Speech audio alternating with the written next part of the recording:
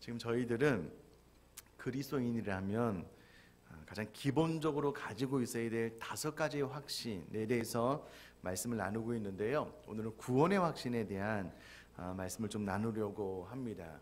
그럼 구원의 확신이 왜 중요하냐면, 예를 들면 취업을 준비하는 분, 취준생이라고 하죠. 취업을 준비하시는 분이 올 준비를 열심히 하면 내년에 반드시 취업이 된다라는 보장을 받고 1년을 준비하는 것과 1년을 열심히 준비해도 취직이 될지 안 될지 잘 몰라 확신 없이 보장 없이 준비하는 것은 천지 차이가 납니다. 마찬가지로 구원의 확신도 우리가 이 땅을 살아가면서 신앙생활을 잘하다가 내 영혼이 반드시 마지막 호흡이 멈추는 그날 나는 천국으로 들어간다라는 구원의 확신을 가지고 있는 것과 이와 같은 확신 없이 그냥 신앙생활을 하고 죽어봐야 알지라고 하는 태도는 전혀 다른 신앙생활을 할 수밖에 없다라는 겁니다. 그런 차원에서 구원의 확신을 가지고 신앙생활을 하는 것은 너무나도 중요한데, 그러면 구원의 확신이 무엇이냐라고 했을 때 정의는 우리가 이 땅의 삶을 마감하고 나서 혹은 지금 즉시라도 하나님께서 우리를 부르신다면 내 영혼은 천국에 갈 수 있습니다 라는 확신, 이런 믿음을 가지고 있는 사람을 구원의 확신이 있다라고 말을 할 수가 있겠습니다. 자, 그러면 구원의 확신을 점검할 수 있는 가장 기본적인 2가지 질문이 있는데, 제가 한번 질문을 드려볼 테니까 마음으로 한번 대답을 해보시면 좋겠습니다. 지금 당장 이 예배 시간에 하나님께서 우리를 부르신다면 나는 천국에 갈 확신이 있으십니까? 예. 마음으로 대답을 해보시면 좋겠습니다. 이 확신이 있는 분들은 구원의 확신이 있다라고 이야기를 하고요. 혹시라도 잘 모르겠다고 아직 나는 그런 확신이 없다라고 생각하시는 분들은 오늘 이 말씀을 통해서 반드시 구원의 확신을 가지셨으면 좋겠고요. 또 하나, 구원의 확신이 있지만 보다 정확하게 점검을 하려면 2번째 질문도 중요합니다. 우리가 천국에 갔는데 천국문 앞에서 주님께서 나오셔서 우리를 반갑게 맞아주시는 것이 아니고 깜짝 놀라시는 거예요. 야, 너는 어떻게 다 천국에 왔냐? 라고 물으신다면 뭐라고 대답하시겠습니까? 이 대답도 중요한데요. 여기서 예수 그리스도를 믿음으로 말미암아 나는 천국에 왔습니다라고 대답을 하신다면 정확한 성경적인 근거에 의한 구원의 확신이 있는 거고요. 또 여기서 엉뚱한 대답을 하시는 분이 계셔요. 예수님, 제 아내가 신앙생활을 엄청 열심히 하는데 우리 아내 치맛자락 붙잡고 나 여기까지 왔다고. 이런 대답들은 다 의미가 없습니다. 정확한 구원의 확신을 모르는 그런 분이다라고 생각을 하시면 좋겠습니다. 자, 그런데 또 우리가 구원의 확신이 있다 없다 해서 좀 몇 가지 점검을 해볼 필요가 있는데, 어떤 분들은 구원의 확신이 있대요. 근데 그 뒤에 단서가 하나 붙어요. 어떤 거냐면 내가 좀 더 열심히 봉사를 해야 될 것 같다고, 내가 헌금을 좀 더 많이 해야 될 것 같다고, 내가 선한 어떤 공덕을 더 많이 쌓아야 될 것 같다고. 그럼 이렇게 대답하신 분도 정확하게 성경적인 개념의 구원의 확신을 가지고 있는 분이 아니고요. 어떤 분들은 구원의 확신이 왔다 갔다 하시는 분이 계셔요. 영적인 컨디션이 좋을 때, 예배 잘 드리고 봉사도 열심히 하고 신앙생활을 뜨겁게 할 때는 구원의 확신이 분명하게 있어요. 근데 좀 신앙생활에 열심히 좀 사그라들고 부부싸움도 한판 크게 하고 성도들 간에 어떤 갈등도 있고 그러면 마음이 힘들어져요. 그러면 구원의 확신이 또 사라져 버리는 거예요. 이것도 성경적인 개념의 구원의 확신을 가지고 있는 것이 아니고요. 어떤 분들은 이렇게 대답을 하셔요. 좀 겸손한 척을 하시는 거죠. 목사님, 그거 어떻게 사람이 알 수 있냐고, 죽어봐야 아는 것 아니냐고, 나는 잘 모르겠다고. 아니요, 그렇지 않습니다. 오늘 우리가 읽은 성경에는요, 정확하게 13절에 내가 하나님의 아들의 이름을 믿는 너희에게 이것을 쓰는 것은, 이 요한일서를 쓴 이유는 너희로 하여금 너희에게 영생이 있음을 알게 하려 함이라. 우리 모든 믿는 사람들에게 영생이 주어졌는데 영생이 너희 안에 있음을 알게 하기 위해서 이 성경을 기록한다라고 사도 요한이 이야기를 하고 있거든요. 그러므로 영생은 우리 안에 있는지 없는지 분명히 알 수가 있습니다. 그리고 이것을 아는 분들을 구원의 확신이 있다라고 이야기를 하고 있습니다. 자, 그러면 우리에게 왜 구원이 필요하냐라고 했을 때에 우리 모든 사람이 죄를 범하였기 때문에 이 죄의 결과로 죄 문제를 해결하지 못하고 죽게 되면 내세에 천국과 지옥으로 나뉘어지게 되는데, 죄 문제를 해결하지 못하고 죽으면 지옥에 가게 되는 겁니다. 그러므로 우리 모두에게 구원이 필요하다라는 겁니다. 죄를 범한 모든 인간들은 이 땅에 살아가면서 시한부 인생을 살아가고 있습니다. 왜냐하면 우리 모두가 다 죽음을 통과해야만 되잖아요. 그럼 죽음 이후에 죄 문제를 해결하지 않고 죽게 되면 지옥 가기 때문에 우리 모두에게 구원이 필요하다라는 겁니다. 제가 어떤 설교문에서 보게 되었는데요, 어떤 목사님이 교인 가운데 안타깝지만 이제 암에 걸려서 정말 2달, 3달밖에 살지 못하는 분을 신방을 갔대요. 병원에 갔는데 병실에 안 계신 거예요. 어떻게 된 건가? 돌아다녀 봤더니 다른 병실에서 그나마 이제 거동이 가능하니까 또 컨디션이 좋으신 분들이라 화투를 치고 계셨나 봐요. 그날 어떻게 좀 이게 잘 됐는지 3만 원이나 따셨대요. 그래서 자기 병실로 오는 가운데 기분이 너무 좋아서 목사님한테, 목사님 나 오늘 3만 원이나 땄다고, 내가 10,000원 정도 11조 할까요? 네, 이렇게 하면 병실로 왔대요. 근데 이제 목사님이 무슨 생각을 했냐면, 그분을 이제 비난하는 것이 아니고 이제 그렇게 생각이 들었다는 거예요. 2달을 사는 것과 20년을 사는 것, 3달을 사는 것과 30년을 사는 것이 무엇이 다를까? 나도 그 잠깐의 인생 가운데 돈을 좀 많이 벌면 좋아하고 또 잃으면 또 실망하고 그러지 않은가? 그런 부분을 생각하게 되더라는 겁니다. 여러분, 20년을 사나 2달을 사나 30년을 사나 석 달을 사나 똑같은 겁니다. 문제는 죽음 이후에 우리가 천국에 갈 수 있느냐 혹은 지옥이라는 영원한 형벌을 받느냐가 중요한데, 내가 죽음 이후에 반드시 천국에 간다는 확신이 바로 구원의 확신이고, 우리는 죄 문제를 해결하지 못하고 죽으면 지옥 가기 때문에 우리에게 구원이 필요하다라는 겁니다. 감사한 것은 예수님께서 이 땅에 오신 목적이 내가 온 것은 잃어버린 자를 찾아 구원하기 위함이다 라는 말씀을 통해서 예수님께서 이 땅에 구원자로 오셨기 때문에 예수 그리스도를 믿음으로 말미암아 구원받을 수 있는 길을 예수님의 십자가 사건을 통해서 열어 놓으셨다라는 겁니다. 여러분, 우리가 이 부분을 잘 준비하지 못하고 죽게 되면 심각한 문제가 생기는데요, 아마 이 스토리를 아시는 분도 계실 텐데, 로댕이라는 사람이 생각하는 사람이라는 아주 유명한 조각을 남겼습니다. 몸짱 남자가요, 벌거벗고 이렇게 이제 고민하고 있는 그런 조각이 있는데, 여러분 이 조각의 원제목이 뭔지 아셔요? 원제목? 여러분, 원제목이 지옥문 앞에서입니다. 지옥문 앞에서. 평생 살다가 죽었는데 지옥문 앞에 있는 거예요. 지옥문 앞에. 심각한 고민에 쌓이게 된 것을 이 로댕이라는 사람이 생각하는 사람이라는 제목으로 이제 조각을 하게 되었는데, 그럼 이 땅에 살면서 우리가 아무리 부귀영화를 누려도요, 죽고 났는데 내 영혼이 지옥문 앞에 있는 거예요. 심각한 문제입니다. 그러므로 우리가 이 땅에 살 때에 내가 정말 성경적인 개념의 바른 구원관을 가지고 구원의 확신을 가지고 있는가를 체크하는 것은 너무나도 중요합니다. 자, 그러면 우리가 어떻게 하면 구원을 받는가? 오랫동안 신앙생활 하신 분들은 다 알겠지만 가장 좀 기본적인 것을 말씀을 드리면은요, 여러분 아담과 하와가 지은 죄가, 우리가 2번째 시간에 그 죄 용서 사죄의 확신에 대한 말씀을 드렸는데요, 아담과 하와 이후로 태어나는 모든 사람들은 원죄를 가지고 태어나게 되고요, 그 원죄의 영향으로 말미암아 스스로 짓는 죄가 자범죄인데, 이 죄의 문제를 근본적으로 우리가 해결할 방법을 모르고요, 죄 문제를 해결하지 못하고 죽게 되면 죄에 대한 대가를 지불해야 되는 것이 지옥이기 때문에 예수님께서 우리 죄 문제를 해결해 주시기 위해서 2000년 전에 이 땅에 오셨습니다. 그리고 우리 죄를 대신하여 십자가를 지심으로 말미암아 우리 죄 문제를 해결해 주셨고요, 예수님은 죽었다가 3일 만에 살아나셨는데, 우리가 이 예수님을 믿게 되면 나도 죽음 이후에 영생하여 천국 가게 된다는 것을 믿는 것이 바로 구원을 받는 조건입니다.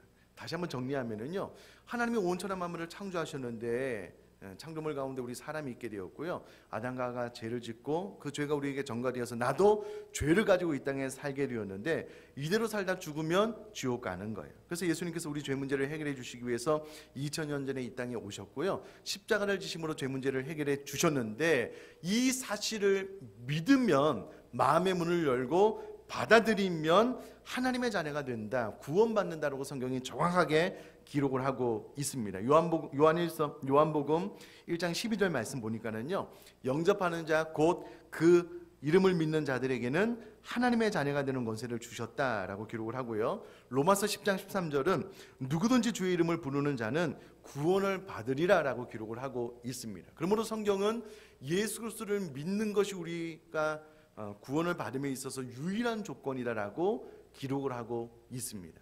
그럼 만약에 하나님이 저와 여러분들을 구원받는 조건으로 100m를 9초대에 끊어야 된다, 그래야 구원받을 수 있다. 그러면 여러분, 우리 가운데 구원받을 수 있는 사람이 있을까요? 9초대에 끊으시는 분이 계시거든요. 그럼 한 300km 역도를 막 들어야지만 구원을 받을 수 있다. 그러면 구원받을 사람이 누가 있겠냐고요. 그러나 성경은 정확하게 영접, 마음의 문을 열고 이와 같은 사실을 마음에 받아들이기만 하면 누구나도 구원받을 수 있고 천국 갈 수 있다라고 기록을 하고 있습니다. 에베소서 2장 8절 말씀 보니까는요, 너희는 그 은혜에 의하여 믿음으로 말미암아 구원을 받았으니 이것은 너희에게서 난 것이 아니요 하나님의 선물이라라고 기록을 하고 있습니다. 그래서 어떤 신학자는 가장 값비싼 공짜라는 말로 이 구원을 이야기를 하고 있습니다. 공짜로 이 구원을 받기는 했는데 가장 값진 구원이다라는 말이 되겠지요. 정리를 해보면 마음의 문을 열고 이와 같은 하나님의 온 천만한 만물을 창조하신 창조주, 내가 죄인 예수 그리스도께서 나의 구원자 되심을 마음에 받아들이게 되면 우리가 구원을 받을 수 있다라는 것이 성경의 정확한 기록입니다. 근데 여러분, 왜 이와 같은 내용을 우리가 확신하지 못하냐면, 구원의 확신을요 이렇게 삼각형으로 했을 때에 제일 밑이 이제 성경의 내용입니다. 그리고 그 외에 내 감정과 그 외에 이제 우리들의 믿음이 있는데요. 중요한 것은 제일 밑바닥에 성경이 이와 같이 이야기를 하고 있고 그 외에 내 감정이 때로는 좋을 수도 있고 나쁠 수도 있지만 그것과 상관없이 내가 이것을 믿음으로 말미암아 구원받는다라는 구원의 확신을 가지고 계신 분들은요, 성경의 근거가 가장 이 삼각형의 밑바닥에 있기 때문에 쓰러지거나 넘어질 이유가 없습니다. 늘 구원의 확신이 있는 거예요. 근데 왜 구원의 확신이 오락가락하냐면 이 삼각형이 거꾸로 있는 거예요. 거꾸로. 성경의 진리보다 그 밑에 내 감정과 내 마음이 밑에 있는 거예요. 그래서 내 감정이 좋을 때는 구원의 확신이 있는 것 같지만 내 감정과 믿음 생활이 좀 나태해지고 그러면 내 행위에 기반을 하고 있으면 구원의 확신이 흔들어져서 넘어지게 되는데요. 이것은 바른 구원관이 아니다라는 겁니다. 내 느낌이 어떻든 내 감정이 어떻든 그보다 더 중요한 것은 하나님의 말씀이 무엇이라고 이야기하는지가 중요하고요. 그것을 내가 믿느냐 확신하느냐가 중요하다라는 겁니다. 자, 나아가서 이 확신 부분에 대해서요. 그 유명한 부흥사 D.L. 무디가 부흥회를 하게 되었는데요. 그 윌버 체프만이라는 사람이 참석하게 되었습니다. 말씀이 너무 은혜스러운 거예요. 복음을 받아들이게 되었습니다. 근데 확신을 잘 못하는 거예요. 그래서 이 D.L. 무디 부흥사가 이 체프만이라는 사람을 앞에 놓고 다시금 복음에 대해서 쭉 설명을 했습니다. 제가 설명한 것처럼 하나님의 창조주 되심과 예수 그리스도는 믿음으로 말미암아 당신의 모든 죄가 사해졌고 이제 당신은 하나님의 자녀가 되었습니다. 그러므로 오늘 죽어도 당신은 바로 천국에 갈 수 있게 되었는데 이제 당신의 마음속에 이것이 확실히 믿어지십니까? 라고 했더니 이분이 글쎄요 라고 대답을 한 거예요. 그러냐고 내가 다시 한번 설명을 하겠다고 처음부터 쭉 설명을 했는데요. 설명을 다 듣고 나서 이분이 또 글쎄요 라고 대답을 한 거예요. 내가 보기에 목사님 참 인내심이 크셨던 목사님이셨던 것 같아요. 봉사분이셨던 것 같아요. 3번, 4번까지 설명을 했대요. 근데 이분이 그럼에도 불구하고 확신을 못하고 글쎄요 라고 대답을 하자 목사님 폭발을 한 거예요. 이 봉사분이 흉내를 내보면 네가 뭔데 감히 하나님이 너의 죄를 용서했다고 하는데 네가 뭔데 감히 글쎄요라고 대답을 하느냐. 네가 뭔데 하나님이 너를 구원해 주겠다고 성경이 기록하는데 네가 뭔데 글쎄요라고 대답을 하느냐. 막 호통을 쳤더니 깜짝 놀라서 네, 제가 믿습니다 이렇게 대답을 했대요. 근데 놀라운 것은요, 이 대답 이후에 진짜 믿음이 생기더래요. 진짜 믿음이 생기더래요. 여러분, 우리가 이 구원의 확신에 의해서 관념적으로 머리로만 자꾸 받아들이려고 하니까 글쎄요, 잘 모르겠다고, 아직 느낌이 조금 부족하다고. 저를 보시오, 제가 호통 칠 겁니다. 네가 뭔데? 여러분, 감정으로 구원받는 것이 아니고요, 하나님의 말씀이 무엇이라고 기록했는지, 그리고 그것을 내가 정확하게 믿는다면 그 믿음이 기초가 되어서 우리가 구원을 받는다라고 성경이 기록을 하고 있고요. 그 이후에 감정이 따라올 뿐이지, 내가 감정적으로 구원의 확신을 가지려고 하면은요, 늘 비틀거리고 넘어질 수밖에 없다라는 겁니다. 그러므로 여러분, 성경이 말하는 대로 내가 입으로 고백하여 구원을 받는다면, 그리고 우리가 하나님을 아버지로 믿고 신뢰한다면, 저와 여러분들이 이미 하나님의 자녀가 되었으므로 구원의 확신을 좀 가질 수 있게 되기를 제가 주님의 이름으로 축복합니다. 그럼 성경은 누구든지 성령으로 아니하고서는 예수님을 주시라고 할 수가 없대요. 고린도전서 12장 13절에 정확하게 나와 있거든요. 누구든지 성령으로 아니하고는 예수를 주시라고 할 수가 없대요. 자, 그럼 여러분, 기도할 때 예수님을 주님으로 다 고백하시죠? 그럼 기도할 때 하나님 아저씨라고 기도하신 분 계셔요? 아니잖아요. 하나님 아버지라고 기도하시잖아요. 그럼 그렇게 될 수 있는 이유가 성령으로 아니하고는 불가능하대요. 내가 예수님을 주님으로 고백을 한다면 이미 성령님이 우리 안에 내주하고 계시다라는 증거가 되겠고요. 또 로마서 8장 15절 말씀 보면은요, 우리가 하나님의 자녀 되었기 때문에 하나님을 아빠, 아버지라고 부른다는 거예요. 우리가 기도할 때 하나님 아버지라고 부를 수 있는 이유는 우리가 하나님의 자녀 되었기 때문에 하나님을 아빠, 아버지라고 부를 수 있다라는 겁니다. 여러분, 길 가다가 처음 보는 사람한테 제가 야, 나를 아빠, 아버지라고 한번 불러봐 그러면 죄송합니다, 이런 미친 사람이나 하고 지나갈 거예요. 부를 수가 없잖아요. 왜 그럴까요?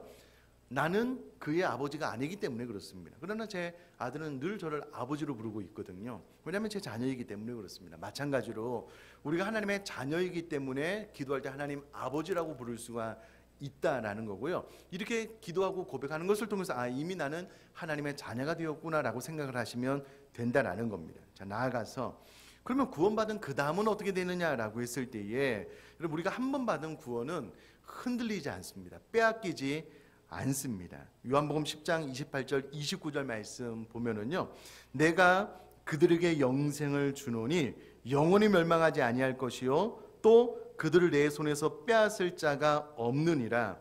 그들을 주신 내 아버지는 만물보다 크심에 아무도 아버지 손에서 빼앗을 수 없느니라 라고 기록을 하고 있습니다. 여러분, 한 번 받은 구원은 그 누구도 우리에게서 구원을 빼앗아 갈 수 없고, 하나님께서 우리에게 주시는 구원은요, 하나님 편에서 완벽하게 이룬다. 그러므로 우리는 창세전부터 구원이 예정되었고, 우리가 한 번 받은 구원은 성도의 견인, 하나님께서 반드시 천국까지 이끌어 가신다라고 믿는 것이 저 여러분들이 속한 장로교 합동 우리 교회 가운데 있는 칼빈주의 신앙입니다.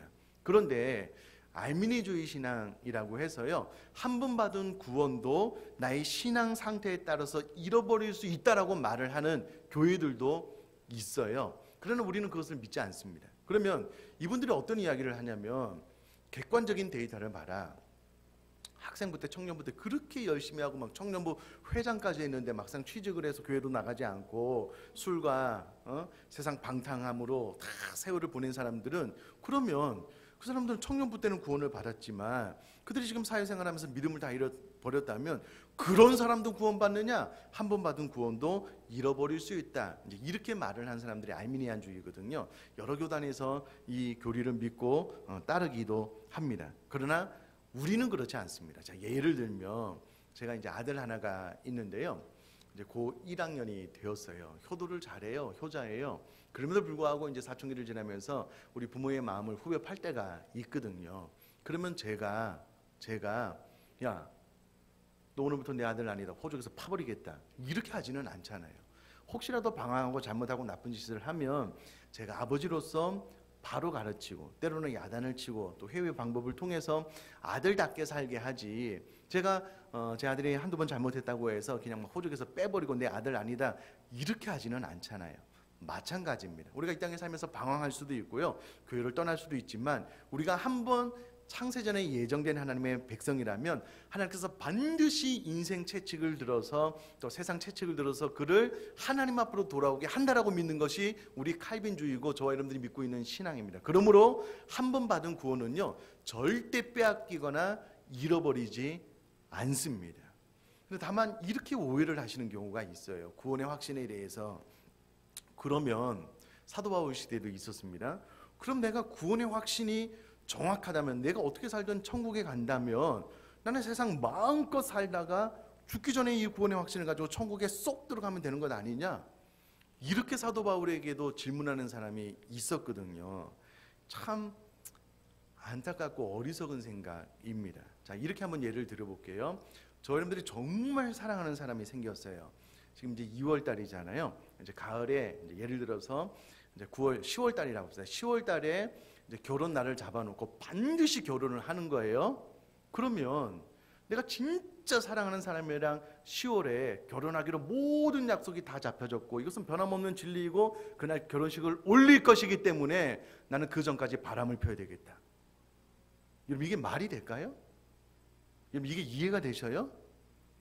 여러분, 이것은 있을 수 없는 일입니다. 우리가 정말 주님을 사랑하고 주님을 신앙하는 이유 때문에 내가 또 천국에 가서 영원토록 예배하기 위하여 구원의 확신이 감사한 것이지, 결혼이 확정되었다고 해서 내가 마음껏 바람피고 나쁜 일을 하고 결혼만 하면 된다는 것은 얼마나 어리석은 생각입니까? 성경적인 개념이 아니고요, 구원에 대한 잘못된 지식을 가지고 있는 사람들이 간혹 그렇게 이야기를 하는데 그렇지 않다라는 겁니다. 자, 이제 여기까지가 성경이 말하는 내용입니다. 이후로 제가 세 가지를 더 말씀드릴 텐데요. 이후로 제가 어떤 말을 하든 이것과 상관없이 성경에 기록된 바를 내가 분명히 믿고 있다면 나는 구원 받았으므로 글쎄요, 뭐 내가 헌금을 더 많이 하고 봉사를 더 많이 해야 돼요, 이런 쓰잘데기 없는 생각하지 말고 말씀을 그냥 아멘으로 받고 구원의 확신을 가지고 행복하게 신앙생활 해 나갈 수 있게 되기를 제가 주님의 이름으로 축복합니다. 자, 그럼에도 불구하고요, 우리가 구원받은 사람들에겐 내적인 변화가 반드시 있습니다. 내적인 증거가 이 세 가지가 있는데, 첫 번째는 죄를 인식하게 됩니다. 죄를 인식함과 동시에 죄를 후회하게 되고요, 죄를 회개하게 됩니다. 거듭난 사람에게 나타나는 현상입니다. 너무나도 부끄러운데 초등학교 4학년 때까지 서울 신림동이라는 곳에 살다가 이제 부산으로 이사를 가게 되었는데요. 그리고 부산으로 이사를 가서 초등학교 5학년 때부터 교회를 다녀서 중학교 2학년 때 예수님을 비로소 믿게 된 거예요. 그전에는 뭐 성탄절 때 한 번씩 교회 다니기를 했지만 신앙생활을 몰랐습니다. 그러다 보니까 초등학교 때 이제 정말 같이 친하게 지내는 우리 저를 포함해서 친구 5이 있었는데요. 제가 신림초등학교를 다녔다라고 말씀드렸는데 그때는 국민학교죠. 정문에서 나오다 보면 왼쪽으로 오른쪽으로 내려가는 그 높은 곳에 이제 학교가 있는데요. 오른쪽으로 내려와서 보면 또 왼쪽 오른쪽에 이제 문방구가 있어요. 이 5명이 주로 했던 일이 뭐냐면 내려와서 왼쪽 편에 있는 문방구를 터는 일이었어요. 자, 그때는 왜 그랬나 몰라요. 진짜 구슬도 훔치고 빵도 훔치고 그게 막 너무 스릴이 있어요. 너무 재미가 있어요. 한 번은 그거를 이제 훔치다가 막 도망가다가 제가 이제 막다른 골목에 탁 들어가가지고 이제 주인 아저씨한테 잡혔어요. 제가 이제 다 친구들 불러가지고 이제 부모님들 학교에 오고 막 그런 일도 있었는데요. 그때뿐이에요. 장소가 바뀌어서 터는 거예요. 돌이켜지지 않죠. 왜냐면 그게 너무 재밌어요. 신나고 거짓말하고 속이고. 중학교 2학년 때 수련을 가서 성령이 임하고 나서 보니까는요, 그때는 그게 그렇게 재밌고 신났거든요. 그때 일이 비로소 너무 후회가 되는 거예요. 내가 잘못했구나. 중학교 2학년이 뭘 안다고 막 닭똥 같은 눈물을 흘리면서 회개했던 것 같아요. 저도 당황스러워요. 그렇게 좋았던 것이 이렇게 회개할 문제인가? 당황스러워요. 중학교 2학년 때로부터 죄를 짓는 것이 편하지가 않아요. 전에는 양심의 가책 없이 그냥 막 이렇게 죄를 지었거든요. 근데 이게 제대로 거듭나서 보니까는요, 이게 편하지가 않아요. 불편해요. 회개하게 되고, 하나님 앞에 용서를 구하게 되고, 내가 이 죄 지으면 안 되겠구나. 비로소 변화가 일어나는 것은 성령님이 임하고 나서 구원받게 되니까는 죄가 싫어지게 되더라고요. 죄가 미워지게 되고요. 죄가 부담스러워지더라고요. 그러므로 성령님이 이미 우리 가운데 임하여서 구원받은 사람들에게는요, 죄를 인식하게 됩니다. 죄가 싫어지게 되고요. 죄를 미워하게 되고 죄를 회개하게 되는데, 이것이 구원받은 사람에게 나타나는 증거라는 겁니다. 두 번째는 영적인 일에 관심이 가고 조금씩 영적인 일을 좋아하게 됩니다. 예를 들면 여러분, 구원받기 전에 거듭나지 않은 사람들은요, 절대로 예배를 즐거워할 수가 없습니다. 남편의 성화에 아내의 성화에 겨우 예배 참석할 수는 있지만 예배가 즐겁지가 않아요. 여러분, 지금도 보셔요. 이 저를 바라보지 않고 엉뚱한 일 하시는 분이 계시다니까요. 예배에 집중할 수 없어요. 예배가 좋지 않아요. 기도요, 전혀 즐겁지가 않습니다. 찬양이요, 전혀 행복하지가 않아요. 성경 읽는 거요, 그 좋지 않다니까는요. 근데 거듭난 사람에게 나타나는 현상은 영적인 일에 대해서 조금씩 관심이 가요. 성경이 궁금해지네요. 나도 좀 기도라는 것을 좀 해볼까? 찬양하는데 하나님의 감동이 임해요. 거듭난 사람들에게만 영적인 일에 관심을 갖는 변화가 일어나게 되거든요. 그러면 내가 신앙생활할 때 정말 예배하는 것이 좋고 말씀을 읽는데 어느 순간 이게 막 되게 재밌고 신나네요. 그러면 내가 거듭났구나 라고 생각을 하시면 되겠고요. 세 번째는 비로소 구원받은 사람들은요, 우리 인생사 가운데 하나님의 손길을 느끼게 됩니다. 하나님의 나라, 하나님의 섭리를 비로소 깨닫게 돼요. 무슨 말이냐면요, 저도 중학교 2학년 때 거듭나기 전에는 하나님께서 나를 위해서 온 천하 만물을 창조하시고 운영하신다는 개념이 없었어요. 근데 구원받고 하나님의 은혜가 임하게 되니까는요, 하나님께서 나 같은 죄인을 위해서 이 세상을 만들어 놓고 나 같은 죄인을 위해서 이 우주 만물을 다스리고 섭리한다는 것이 비로소 느껴지고요. 이게 점점 섬세하게 들어가다 보니까 하나님께서 내 주변에 있는 모든 사람의 마음까지도 다스리고 통치하고 계시더라고요. 그 모든 것들이 느껴져요. 그러니까 감사하게 되고요. 정말 하나님 놀랍습니다. 찬양하게 되는 이런 일들이 일어나게 되더라고요. 그러므로 구원받은 사람들에게 내적 증거 세 가지를 말씀드렸는데, 죄를 인식하게 되고요, 또 영적인 일에 관심을 가질 뿐만 아니라 우리들의 삶 가운데 하나님의 섭리, 하나님의 보, 하나님의 손길이 비로소 느껴지게 되므로 하나님을 더 친밀히 사랑하게 되는 그런 신앙생활이 펼쳐지게 된다는 겁니다. 그럼에도 불구하고 마지막에 말씀드린 구원받은 증거는요, 우리들의 감정, 느낌에 대한 겁니다. 신앙생활을 열심히 하면 이게 아주 깊이 경험될 수도 있지만 그렇지 않을 때도 있거든요. 이것이 우리들의 구원의 기초는 될 수 없고요, 언제나 하나님의 말씀에 근거하여 내가 이 말씀을 믿음으로 말미암아 천국 갈 수 있다라는 이 구원의 확신을 가지고 저희 여러분들이 신앙생활 해 나갈 수 있게 되기를 제가 주님의 이름으로 축복합니다. 자, 그럼 제가 다시 묻겠습니다. 마음으로 대답해 보셔요. 오늘 이 시간, 이 예배 시간에 하나님께서 우리 모두를 천국으로 우리 모두에게 죽음이 찾아온다면 지금 이 시간 내가 바로 천국에 들어갈 거다라는 확신이 있으십니까? 아멘이시죠. 꼭 글쎄요 하신 분 저 찾아오셔요. 제가 목양실에서 소리를 한 20번 정도 질러드릴 테니까. 자, 그러면 또 천국에서 주님이 너는 어떻게 하다 천국에 왔냐? 라고 한다면 내가 죄인인데 내가 예수님을 믿음으로 말미암아 이 천국에 오게 되었습니다. 그렇게 대답한다면 오케이, 주님께서 통과, 이렇게 말씀해 주실 것이고요. 우리가 확신을 가지고 신앙생활을 했으면 좋겠고, 또 하나, 여러분, 한 번 받은 구원은 절대 잃어버리거나 빼앗기는 것이 아닙니다.